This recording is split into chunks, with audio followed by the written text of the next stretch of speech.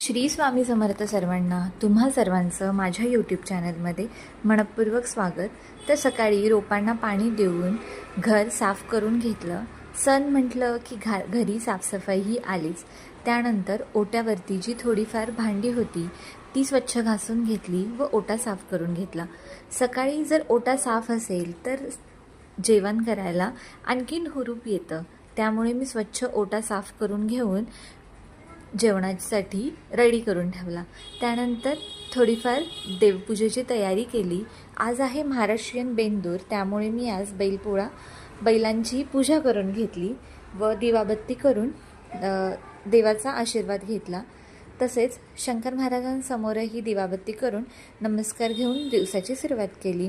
तर एकीकडे चहा करण्याची तयारी चालू केली.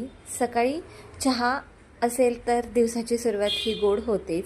पावसाळ्याचे दिवस आहेत तर चहा आणि पाऊस हे कॉम्बिनेशन तर मस्तच होतं. सगळ्यांसोबत चहा घेतला व टिफिनची तयारी चालू झाली. आज होती हिरव्या मुगाची आणि चपात्यांचा बेत, त्यामुळे कुकरला हिरवे मूग लावून घेतले व सुरू झाली भाजीची तयारी. एकीकडे कांदा, टोमॅटो, कढीपत्ता, कोथिंबीर हे सर्व प्रिपेअर करून घेतलं. तर बाकी जी काही तयारी आहे मसाल्यांची तीही तयारी करून घेतली. मला कमेंट करून सांगा की तुम्ही हिरव्या मुगाची भाजी कशी करता व तुमच्या इकडे पद्धत कशी आहे. तर मी एकीकडे ह्या सर्व प्रिपरेशन करून घेतल्यानंतर गॅसवरती कढई तापवायला ठेवली.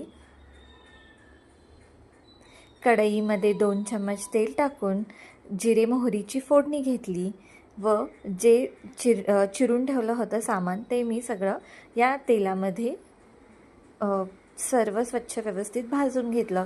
कांदा, टोमॅटो आणि कढीपत्ता भाजून घेऊन कोल्हापुरी लाल तिखट आणि मसाले टाकून हे सर्व एकजीव परतून घेतलं व उकड घेतलेली हिरवे मूग त्यामध्ये घालून व्यवस्थित शिजवून घेतले. चवीनुसार मीठ, गार्निशिंगसाठी कोथिंबीर करून एकीकडे भाजी शिजवायला ठेवली. तर दुसरीकडे चपात्यांची तयारी चालू झाली.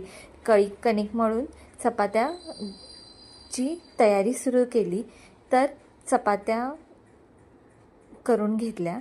सकाळी टिफिनला तर चपात्या लागतातच, पण दुपारच्या जेवणासाठीही चपात्यांची तयारी मी करून घेतली. तर एकीकडे माझी भाजी शिजत होती तर दुसरीकडे माझ्या चपात्यांची तयारी चालू होती. या सगळ्या धावपळीत दिवस कसा निघून जातो समजत नाही. त्यानंतर मी थोडासा स्वामींचा नामजप केला. स्वामींच्या नामजपाने दिवसाची जी काही कामाची ओढाताण आहे त्यातून थोडासा आराम भेटून मनाला शांती भेटते.